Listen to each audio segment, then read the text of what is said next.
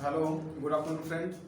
Today, I we study about tenses. Tense that means time. As you know that tense are of three types: present, past, and future. Present जो time आपका चल रहा है, past that's means जो time आपका बीत चुका है, फ्यूचर दैट्स मीन्स आने वाला समय. As you know that all three tenses have four forms like indefinite, continuous, perfect, perfect, continuous. So we study total about 3 into 4 equals to 12 tenses. First we study about present indefinite tense. इसका recognition है हिंदी की वाक्य के अंत में ता है, ती है, ते है आदि शब्द आते हैं. इसका हम अफर्मेटिव सेंटेंस के रूल पढ़ेंगे. सब्जेक्ट प्लस वर्ब का फर्स्ट फॉर्म प्लस यस या ES plus object.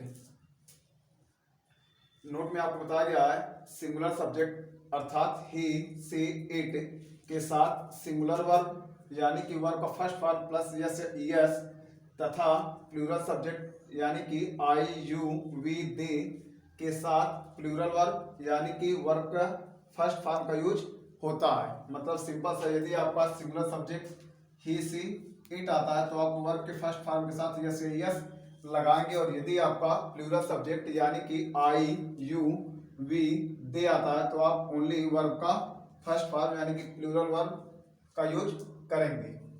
First sentence आपका दिया है वह घर जाता है, तो सब्जेक्ट आपका ही हो जाएगा, वर्ब आपका गो होगा. ये ही आपका सिंगुलर है इसलिए इसमें आप यस लगा देंगे तो हो जाएगा ही गोज, और ऑब्जेक्ट आपका होगा टू होम. सेकंड सेंटेंस आपका दिया है मैं किताब पढ़ता हूं, तो यहाँ पे सब्जेक्ट आपका आई होगा, वर्ब यानी कि पढ़ना रीड होगा.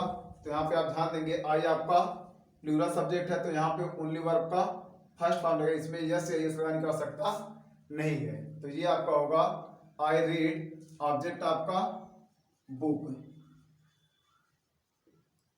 थर्ड सेंटेंस है वे क्रिकेट खेलते हैं, इसका आपका सब्जेक्ट होगा दे. दे आपका प्लूरल सब्जेक्ट है इसलिए आप वर्ब का फर्स्ट फॉर्म यानी कि सिर्फ प्ले लगाएंगे, इसमें आपका यस या यस नहीं लगेगा. क्यों नहीं लगेगा? क्योंकि ये आपका दे क्या है प्लूरल सब्जेक्ट. ठीक, इसके बाद आपका ऑब्जेक्ट यानी कि द क्रिकेट हो जाएगा.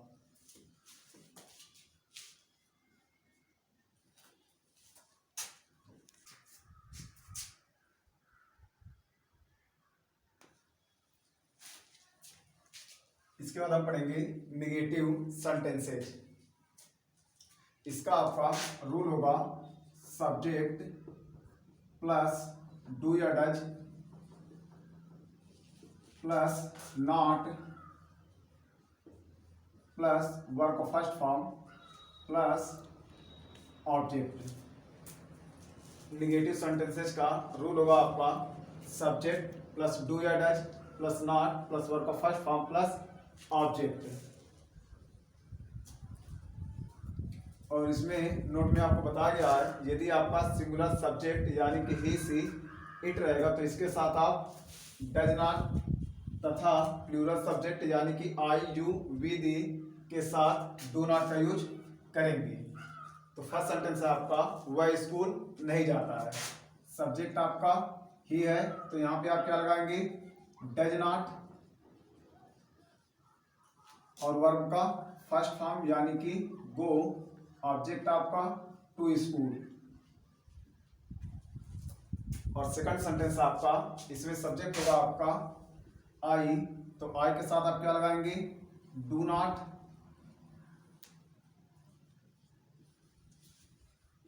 इसके बाद वर्ब का फर्स्ट फॉर्म यानी कि रीड, ऑब्जेक्ट आपका द बुक. थर्ड सेंटेंस इसमें आपका सब्जेक्ट होगा दे, ये भी आपका प्लूरल है तो आप डू नॉट लगाएंगे, और इसके बाद आपका वर्ब यानी कि प्ले होगा और ऑब्जेक्ट आपका द क्रिकेट होगा।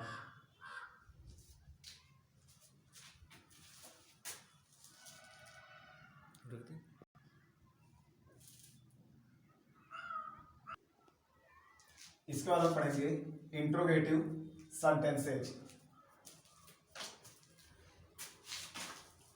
इंट्रोगेटिव सेंटेंसेज आपके टू टाइप्स के होते हैं। फर्स्ट इज द यस या no type and second is the WS type. Yes या नो टाइप मतलब जिसका आंसर आप यस या नो में दे सकते हैं, और हिंदी के वाक्यों में हमेशा जो है आपका जो यस या नो टाइप वाला रहेगा वो वाक्य के शुरुआत में क्या से शुरू होगा। और वे क्वेश्चन जिसका आंसर आप यस या नो में ना दे सके बल्कि उसका आंसर देने के लिए आपको जो है कुछ इंफॉर्मेशन की आवश्यकता पड़े, वो आपके WS टाइप होते हैं। और ये हमेशा जो है क्वेश्चन वर्ड से शुरू होते हैं और हिंदी के वाक्यों में ये जो है हमेशा वाक्य के बीच में आएंगे। तो चलिए हम इसको बनाते हैं।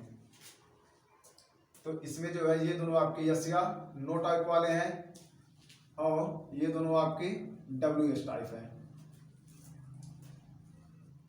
तो इसको आप हमेशा हेल्पिंग वर्ड से बनाना शुरू करेंगे। सब्जेक्ट इसमें आपका ही है जो कि सिंगुलर है, इसलिए यहाँ पे आप डज का यूज करेंगे, डज ही। इसके बाद वर्ब का फर्स्ट फॉर्म मीन्स गो और इसके बाद ऑब्जेक्ट यानी कि टू स्कूल और लास्ट में mark of interrogation. Second sentence इसमें आपका सब्जेक्ट है आई, तो यहाँ पे आपका डू लगेगा और वर्ब आपका, और ध्यान देंगे इसमें नहीं भी आया है तो जब भी इंट्रोगेटिव सेंटेंसेज में नहीं शब्द आएगा तो आप हमेशा सब्जेक्ट के तुरंत बाद नॉट का यूज कर देंगे, तो ये हो जाएगा डू आई नॉट। इसके बाद आपका वर्ब का फर्स्ट फॉर्म यानी कि रीड, ऑब्जेक्ट आपका द बुक हो जाएगा। थर्ड सेंटेंसेज में इसमें देखिए ये आपका WS टाइप है, तो सबसे पहले आप क्वेश्चन वर्ड की इंग्लिश यानी कि वेयर हो जाएगा और सब्जेक्ट इसमें आपका यू है जो कि प्लूरल है, इसलिए यहाँ पे आप डू लगाएंगे। WH हो गया, डू हो गया, सब्जेक्ट हो गया। इसके बाद वर्ब का फर्स्ट फॉर्म यानी कि लीव और ऑब्जेक्ट इसमें नहीं है, तो सेंटेंस आपका बन जाएगा where do you live. Fourth sentence इसमें आप सबसे पहले क्वेश्चन वर्ड की इंग्लिश यानी कि व्हेन होगा, इसके बाद सब्जेक्ट आपका यू है तो यहाँ पे भी आप डू लगाएंगे, व्हेन डू यू। इसके बाद वर्ब आपका यानी कि गो होगा और ऑब्जेक्ट आपका टू स्कूल होगा।